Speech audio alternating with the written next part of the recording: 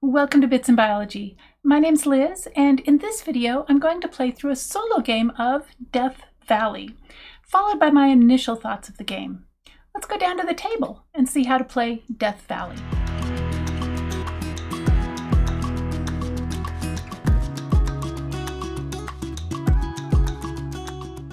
Right, there's really not much setup involved in playing Death Valley. This is one of Button Shy's 18-card wallet games, so it just fits in this nice little wallet here.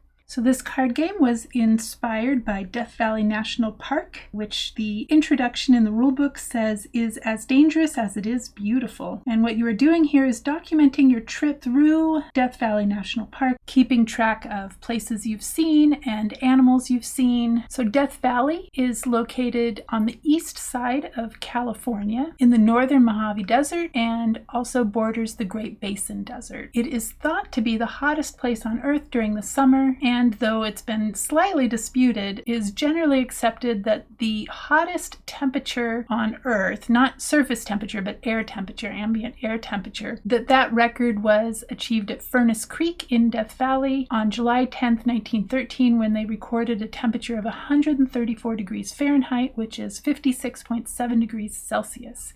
Yikes. And I think the dispute arises mostly because of accuracy of measurement devices, I guess.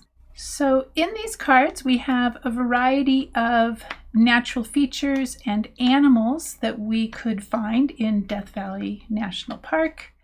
And so I'm just going to show a few of them here to illustrate some of what I want to say. So you'll notice that on these cards, they have a symbol in the top left corner that will be either a raindrop or a sun or a natural feature. So either blue, orange, or purple. The number below that tells you how many of that type of hazard is in the deck. So there are 3 animals, there are 5 of these natural features, and there are 4 of these water features or oases, and 6 of the sun hazards. Any stars that you see on a card represent points that you will earn at the end of the game if those cards are face up in either your journey or your scrapbook at the end of the game. There's also the name of the feature or animal, and possibly some other actions or scoring abilities that are associated with that card. So for instance, the coyotes give +3 points if this card is adjacent to another animal.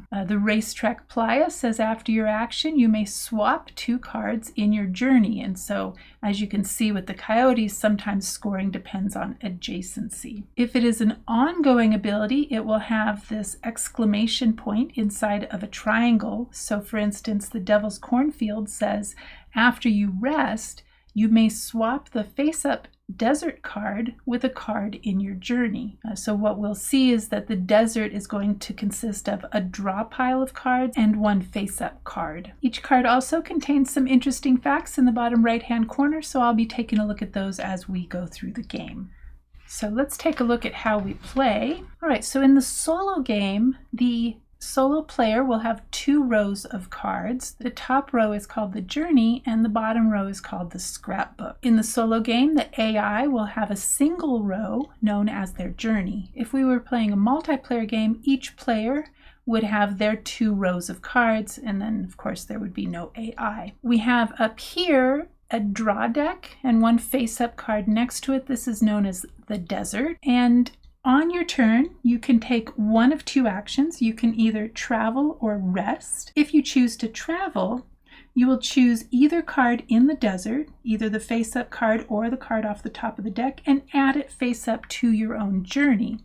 And you will add it as the rightmost card in your journey. So I'm going to take, and you'll see why in a minute, I'm not going to take this face-up card here. I'm going to draw a card off of the deck. I would add it to the rightmost spot in my journey.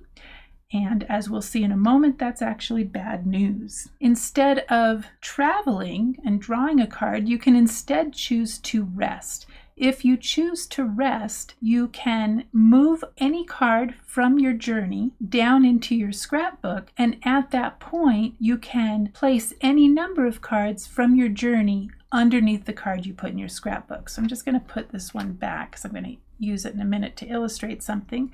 But let's say on my turn I decide I want to rest, and I'm going to take Racetrack Playa and put it down in my scrapbook. And then I'm going to take Devil's Golf Course because it says -2 points for each sun in your journey, so in this row of cards, although it is worth 5 points, but it's a little bit dangerous. So I'm going to turn it upside down and put it under Racetrack Playa. So now it's no longer face up. And I'll scoot this over. If instead I had chosen to draw a card off the deck and travel, let's go back to that action where I had placed Devil's Hole all the way over here on the right of my journey, then once I have taken my action, either traveled or rested, I would then check the ability on the card to see if it had an ongoing ability or an immediate effect.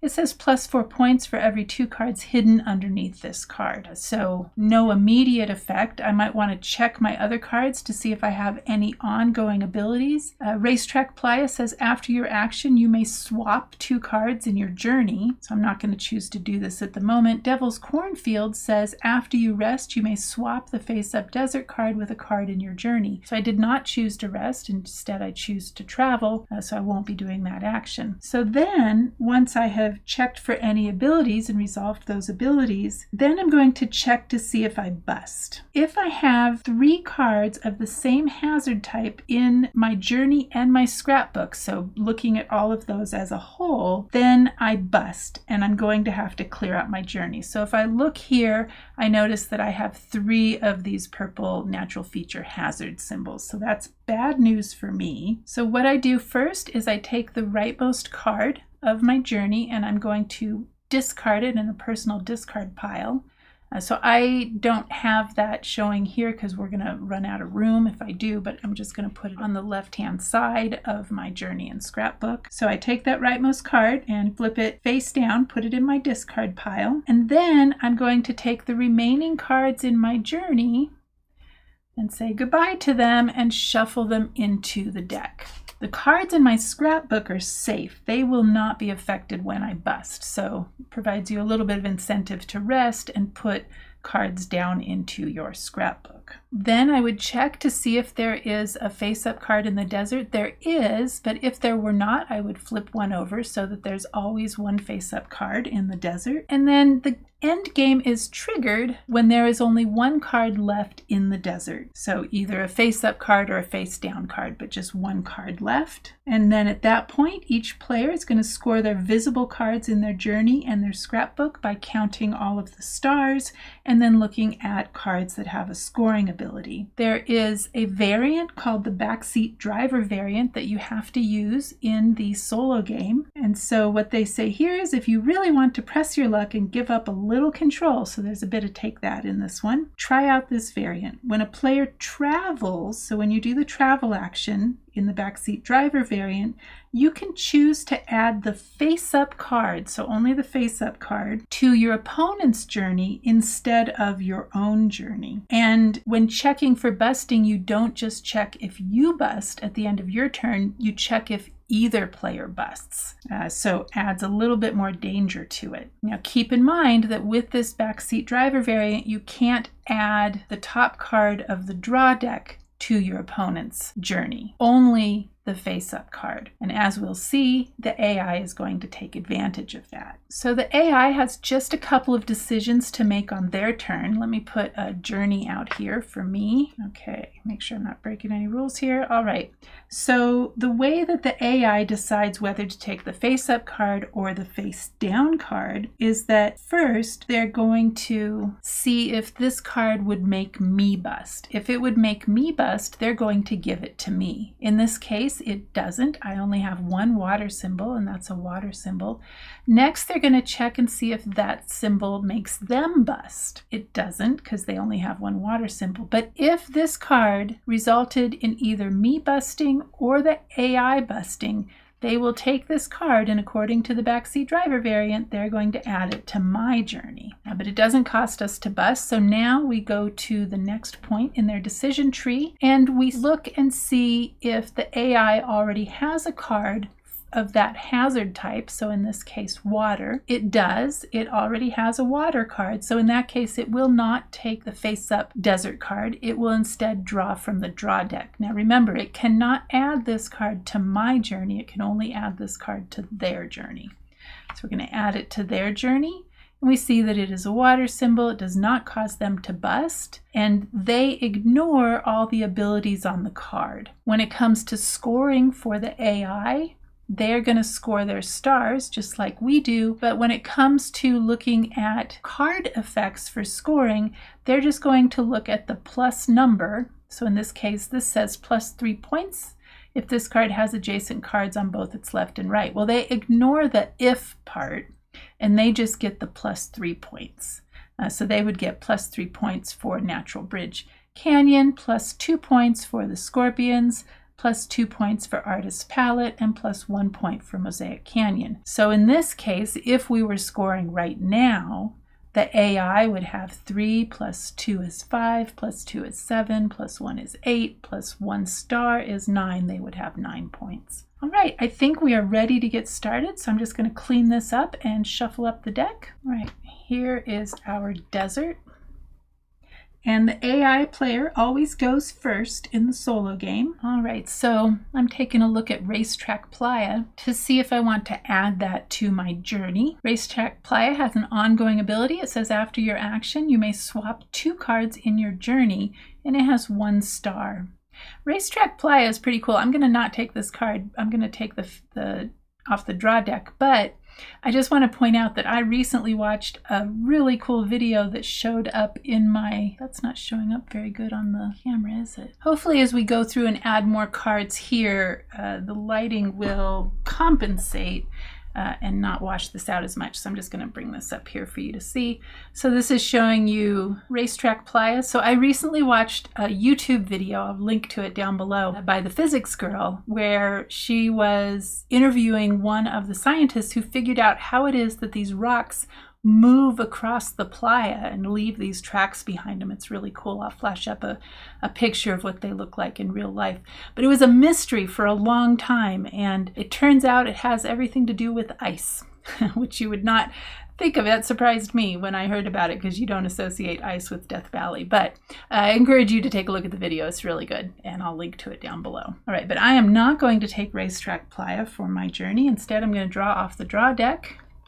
And I get Scotty's Castle. This has an ongoing ability. When you bust, you may choose a card in your journey adjacent to this card. Do not shuffle the chosen card into the deck. And so I guess it remains in your journey when you do that, so it's a little bit protected. What this says, as far as the flavor text goes, the gold prospecting con artist Walter Scott called this home in the 1940s after swindling, but ultimately befriending, the millionaire who built it. A massive flood damaged it in 2015. So I actually did see pictures of that. I think the restoration is ongoing, and I think it's currently closed if you were to visit Death Valley National Park right now. All right, so that's Scotty's Castle. It'll be worth a point for the star at the end of the game if it is still in either my journey or my scrapbook. Now we go to the AI. They have no cards in their journey, so they're just going to take this face-up card. The face-up card does not cause me to bust, doesn't cause them to bust. They don't already have a sun, so they're going to put that in their journey. All right, and that is Racetrack Playa. Now we refill the desert. Ooh, Devil's Golf Course, -2 points for each sun in my journey. So that doesn't include suns in my scrapbook, and it is worth 5 points at the end of the game. It does have 5 stars. This is Devil's Golf Course. I think I'm going to take that one. That's pretty good points, and I definitely don't want the AI to get that one, and if I don't take it, it will. So I'm going to take that and put it in my journey. The flavor text here says, people say only the devil could play golf on the surface of this pockmarked salt pan. Watch your step. So I'll tell you, I looked up pictures, real life pictures of all of these features so that I could put them up on the screen. Maybe when I'm reading the flavor text, I haven't quite figured that out yet. But in any case, so that you can see what they look like. And man, I've never been to Death Valley, and it made me really want to visit Death Valley. So if you've been to Death Valley, I would love to hear about it. All right. We're going to refill the desert. Nobody is busted. Now it is the AI's turn, and they look at the hazard type here. This is a natural feature, and they don't already have, oh wait, we gotta go back.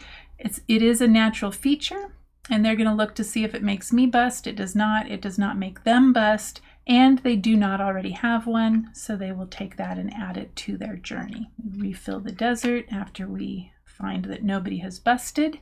We have super bloom. This is actually really interesting. The super blooms happen very infrequently when conditions are just right, but there are a bunch of seeds under the surface that are just ready to burst open under the right conditions. And so every once in a while you end up with what's called a super bloom. So there are wildflowers every spring in Death Valley, but apparently the super blooms are amazing. And so there was one in, I think it was 2016, and another one, I'm going off memory here, 2005. Anyway, I'll put some pictures up on the screen so that you can get some idea of what those look like, but it's pretty amazing and something you wouldn't expect in the desert like this, or at least in some place called Death Valley, right?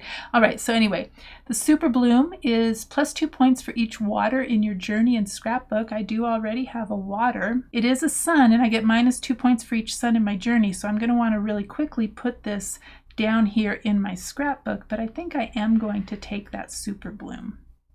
And then refill the desert. And now it is the AI's turn. They're looking at Natural Bridge Canyon, and the flavor text here says differential erosion created this bridge connecting both sides of the canyon. We might go to Arches National Park this coming summer. We haven't quite figured that out, and they have a lot of natural arches there as well. Anyway, let's take a look. Does it cause me to bust? No. Does it cause the AI to bust? No. Does the AI already have that hazard type? No. So they're going to take it and add it to their journey. And then we refill the desert. Nobody is busted. Eureka Dunes. So it's my turn. It is a sun. It says +1 point for each hidden card in your scrapbook. But me taking that is dangerous, although I do already have all 3 hazard types. There's also animals. So there's 4 suits in the cards. There's only 3 animals. There's 6 suns, 5 of these natural features, and 4 of the water. So it comes with a star, +1 point for each hidden card in your scrapbook.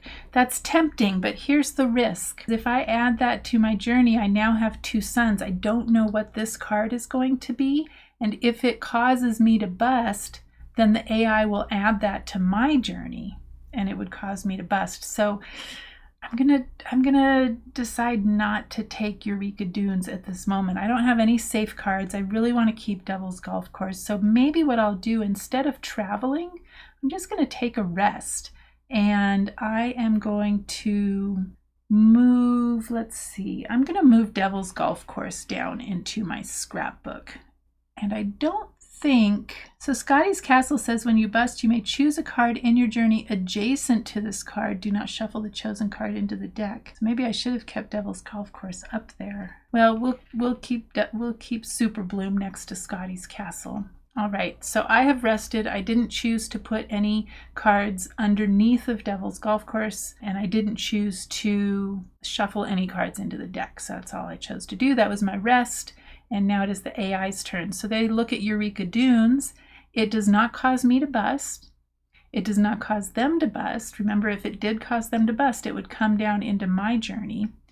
However, they do already have a sun hazard in their journey. So they are not going to take that card. They're instead going to take the card off the top of the deck.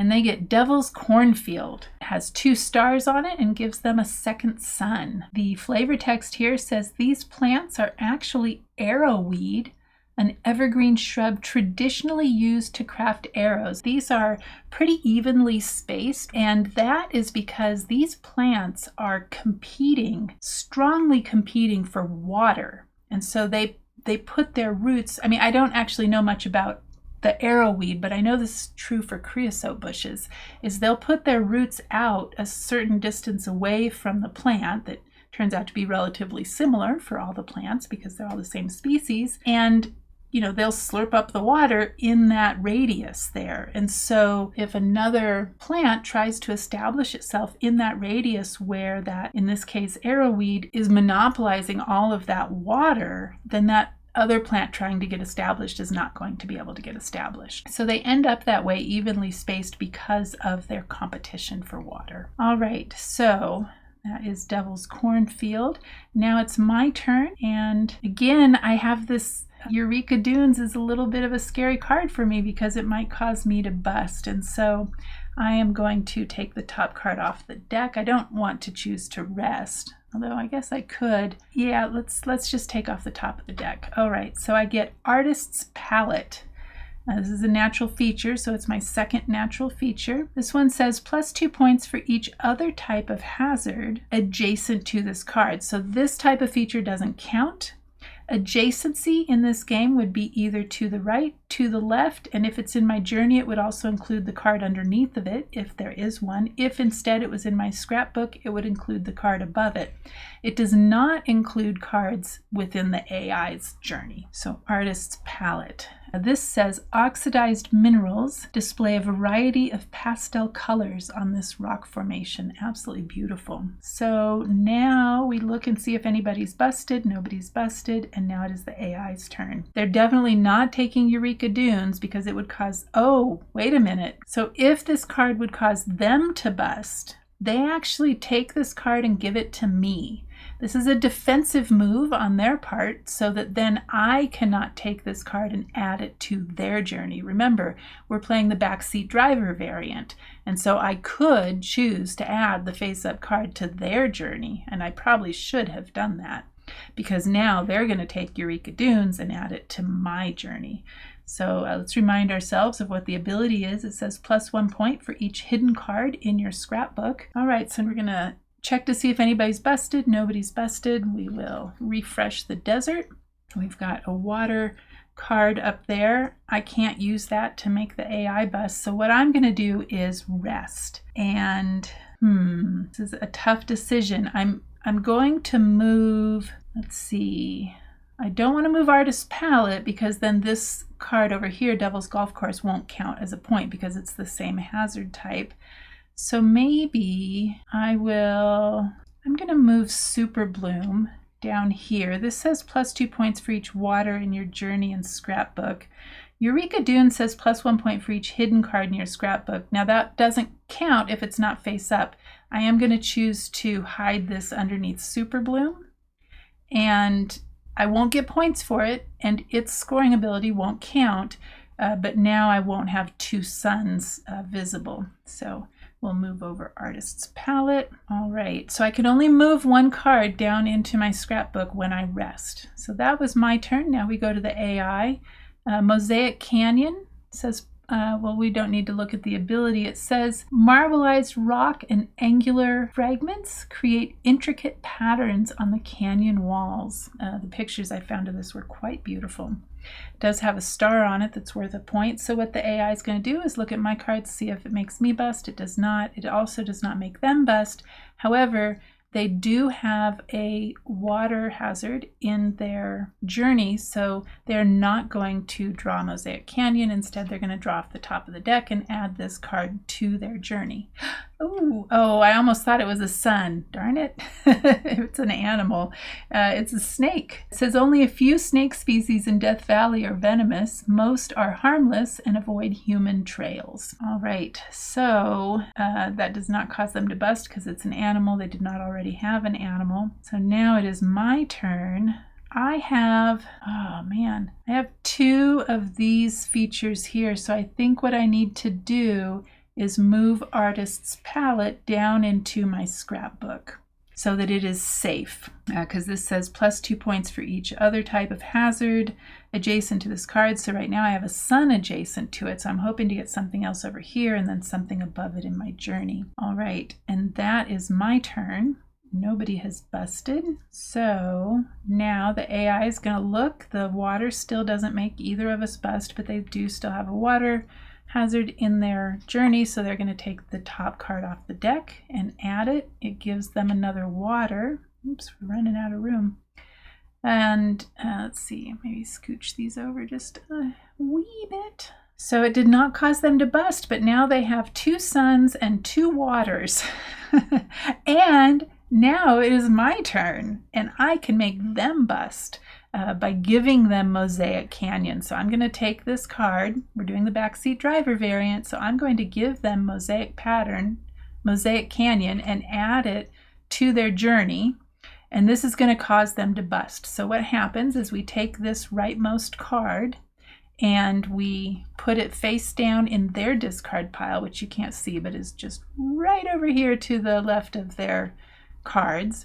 And then we take all of these cards that are in their journey, thank goodness, because that was worth a bunch of points, and we're going to shuffle them into the draw deck. All right, and recreate the desert. So now we have Furnace Creek, and now it is the AI's turn. So this does not cause me to bust. They have no cards in their journey anymore, so they're going to add Furnace Creek to their journey. So Furnace Creek flavor text says, famous for having the world's lowest elevation golf course, this oasis offers both adventure and relaxation. So this is also where that 134 degrees Fahrenheit temperature was recorded in 1913. And I'm guessing, I actually didn't look at the accommodations inside the park, but I'm guessing that this is like if you're going to stay at a hotel inside the park, this is where you would stay. There is at least a visitor center there, so I do know that. All right, so that gives the AI 2 suns, which are worth 2 points, and a sun hazard. Now we refresh the desert. And we have a water feature. Badwater Basin. It says water from a pure underground source is made undrinkable by the salt flats here. Badwater Basin, worth 3 points for its stars. It's a little dangerous because if I take it, I'm now going to have 2 suns. Oh, but because of Scotty's Castle, I would be able to keep Badwater Basin. Remember, Scotty's Castle says when you bust, you may choose a card in your journey adjacent to this card. Do not shuffle the chosen card into the deck. It's tempting. There's only 4 water cards that are in the deck, and 2 of them would be right here. I can't remember what I put underneath there. It was another sun card, that's right. Actually, I don't remember what the AI discarded into its discard pile. That probably would have been a good thing to remember. I am, however, going to take Badwater Basin and add it to my journey. It's a little risky, but I'm going to do it. Oh, wait a second. I should have looked at its ability. It says your other water cards do not score points from their stars and abilities. You know, that's not too bad, because maybe what I'll do is retire Scotty's Castle at some point. Okay, so that is Badwater Basin, and we check to see if anybody's busted. We haven't busted. Now we're going to turn over the top card. I hope it's not a water. Whew, thank goodness. It is an animal. It's scorpions. Scorpions hide under rocks to avoid the heat of the sun. They hunt at night when you can use UV light to see them glow in the dark. That's super cool. I went on a desert ecology trip when I was way back when I was an undergraduate at University of North Carolina, Asheville. We took a desert ecology trip. It was so awesome. There were 3 professors that went on the trip with us. A mammologist, actually 2 mammologists, one who studied bats, but one who also studied parasites, so a parasitologist, and then an animal behavior guy. And we had so much fun. And we actually went out at night when we were at Big Bend National Park, and went out at night looking for critters. And we did see scorpions, actually. Anyway, that's scorpions. So it is now the AI's turn. This will not make me bust. It will not make them bust. They do not already have that symbol in their journey, so they are going to take that card. We refresh the desert, and it's another animal. Snakes, plus 1 point for each sun adjacent to this card. Interesting. So I'm going to take that snakes, because definitely it's not going to cause me to bust, although I probably should have rested. Dangerous. But I do want to take snakes.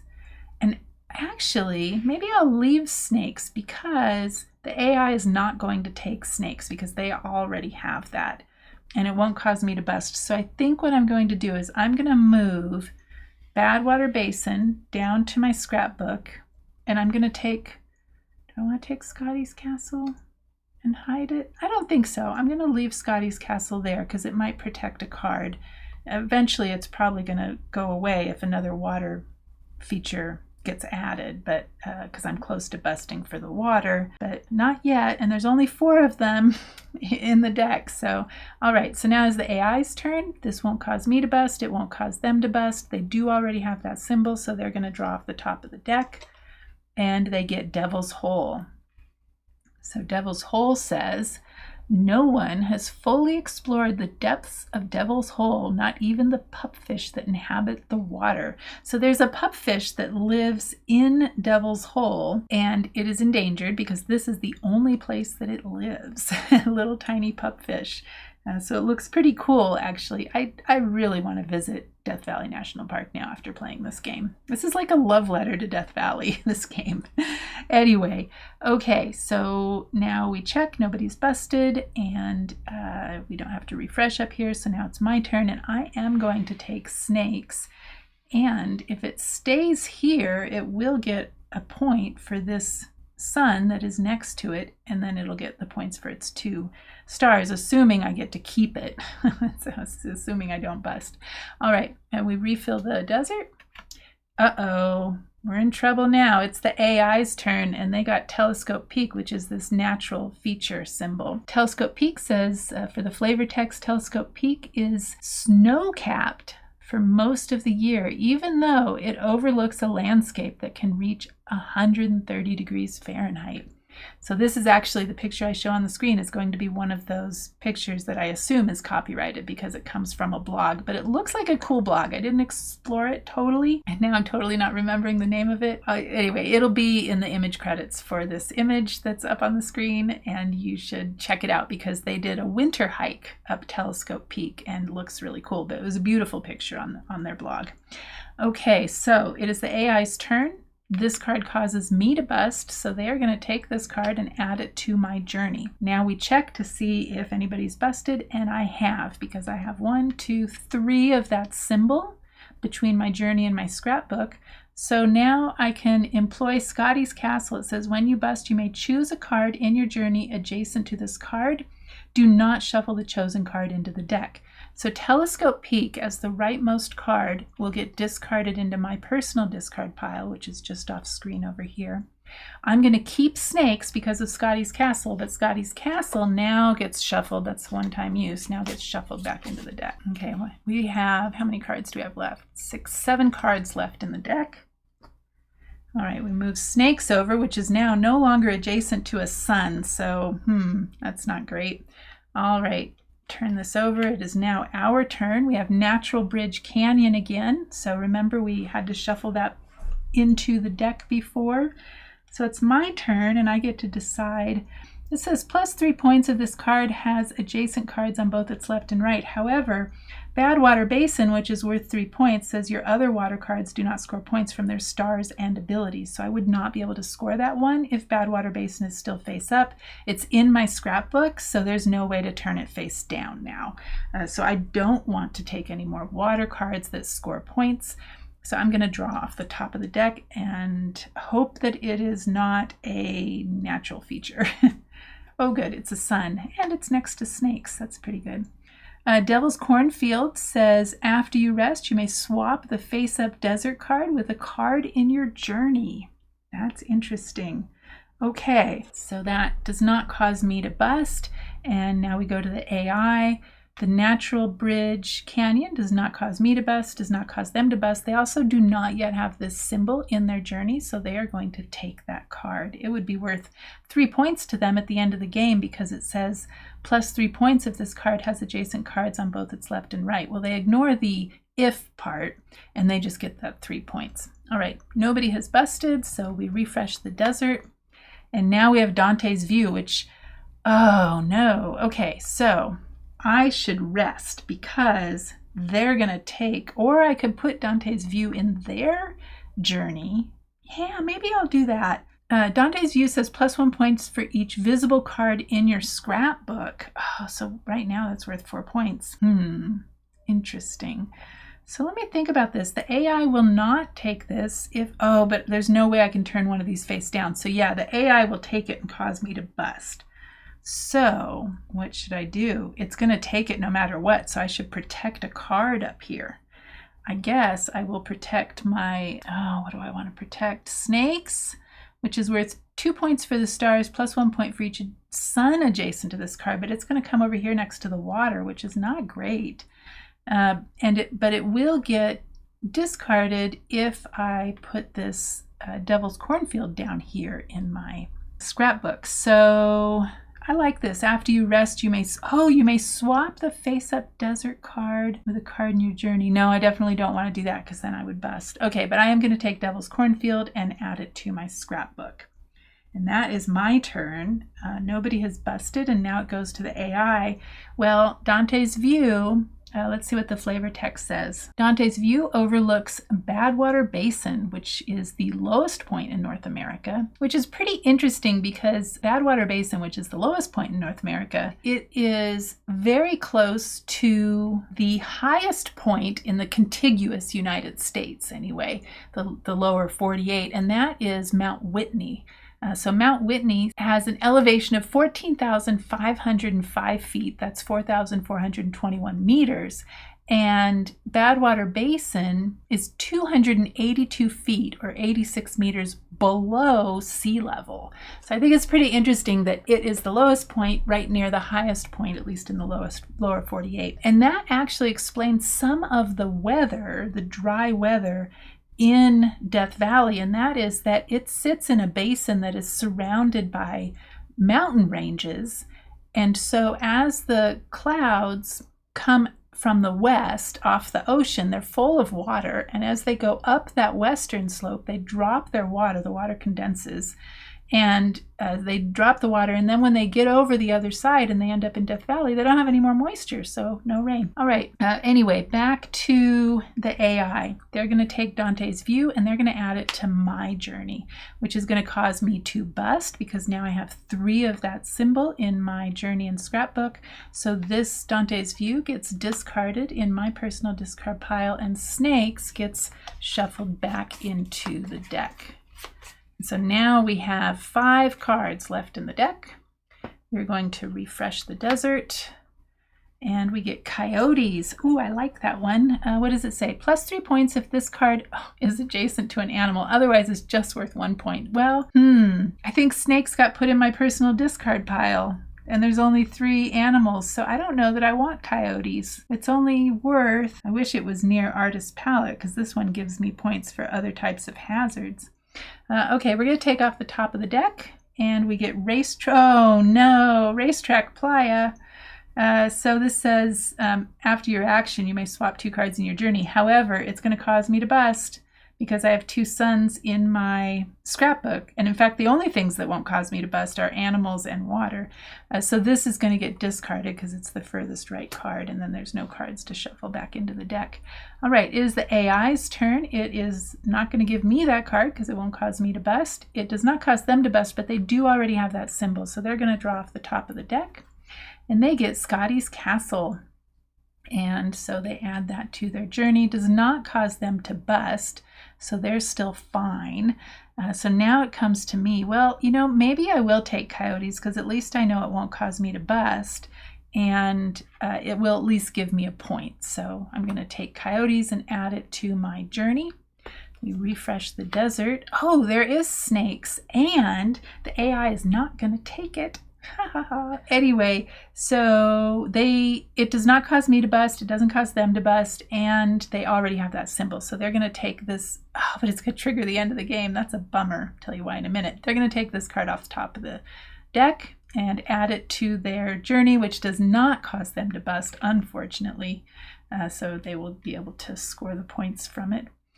It would have been nice if they busted. All right, so there's 1 card now left in the desert. I can't take it, which is unfortunate because if I could take it, This gives me a point for each sun adjacent to it. It would be adjacent to a sun. It would give me 2 stars, and it would be next to my coyotes, which want to be next to other animals. But I can't take it because that triggers the end of the game. And so now we just add up our points. So I'm going to use this handy score tracker that I use when I play solo games. So all this is I move this marker for the 1s, and I move this marker for the 10s. And hopefully you can see those numbers that are etched in there. All right, and so let's do the AI first so that we know what score we have to beat. I've got a little scrap of paper here to write scores on. And what should we name our AI? I don't know. How about we name it Dante? Okay, so here's me, oops, and Dante. I don't think it gives it a name in the rule book, but that's what we're going to do. All right, let's take a look at Dante's points. We have 2 points for Furnace Creek, no points down here in the ability, so they get 2 points for the stars. Scorpions, no points for stars, but they get the +2 points that's indicated down here. Devil's Hole gives them 4 points, because this says +4 points for every 2 cards hidden underneath this card, but they don't have to pay attention to the contingency, they just pay attention to that +4. So 1, 2, 3, 4. They're up to 8 points now. Natural Bridge Canyon gives them 3 points. So 1, then we come over here to the 0 and move that up. So that's 2 and 3. And Scotty's Castle gives them 1 point for the star. And Mesquite Flat Dunes gives them 2 points for the star and +1 point for the scoring thing down at the bottom. So 1, 2, 3. So they have 15 points. Dante has 15 points.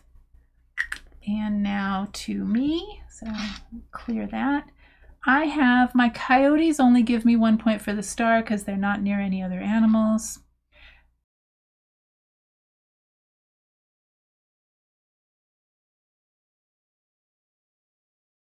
Devil's Golf Course gives me 5 points for the stars. It would give me -2 points for each sun in my journey. It does not take off points for suns in my scrapbook, so I just get the 5 points. That brings me up to 6. Super Bloom, I get +2 points for each water in my journey or scrapbook, and oh darn, I only have 1. I didn't have to put down that other one. Remember I think I hid a water under I hid a sun under Super Bloom. Oh well. Okay, so anyway, that gives me 2 points for my 1 water.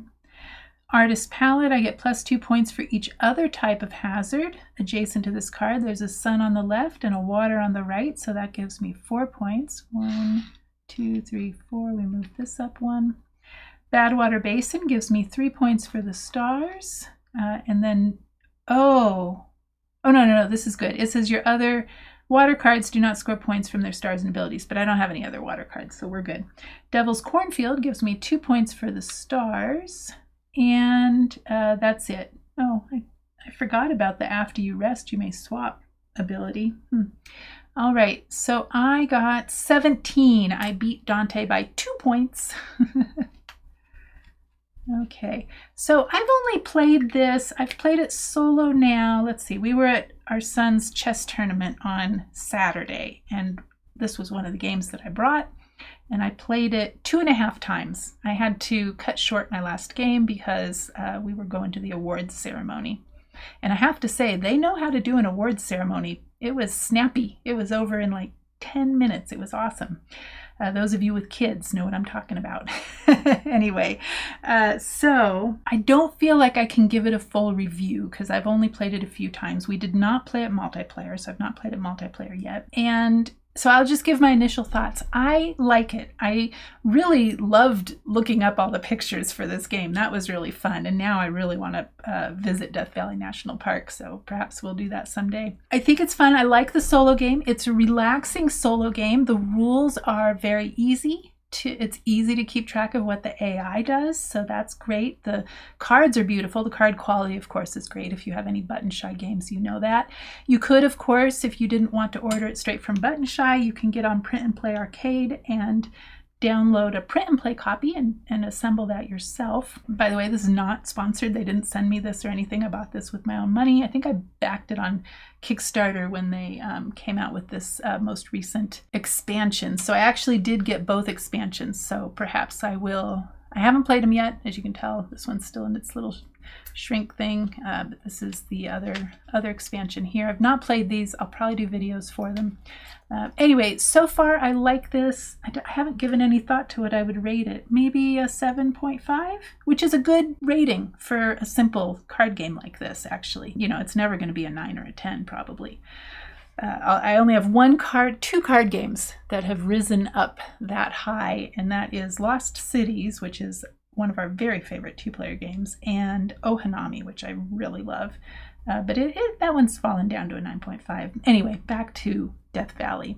I do really like this one. You know, for a simple wallet game, it's amazing what you can do with 18 cards. I think the solo game is really well designed.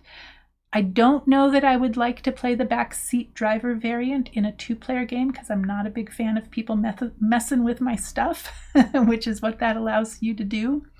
So I probably would not play it with the Backseat Driver variant in the 2-player game, but we'd probably give it a try just so I could let you know. Hopefully I'll get a chance to play it multiplayer or 2-player by the time I record videos for the expansion so that I can give you some thoughts on that. But those are my initial thoughts on this game. I like it.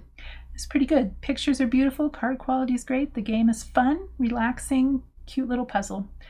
So that is all I have for you in this one. So thank you for watching the video. Thanks for your time and attention. If you liked this video, I would love it if you could give it a thumbs up. And if you're not subscribed, if you could subscribe, that would be great. As of me recording this video, we are at, I think it was 493 subscribers. So we're almost at 500. Anyway, pretty excited about that. And yeah, that's everything I have for you. Thanks for watching, and I will see you in the next one. Bye.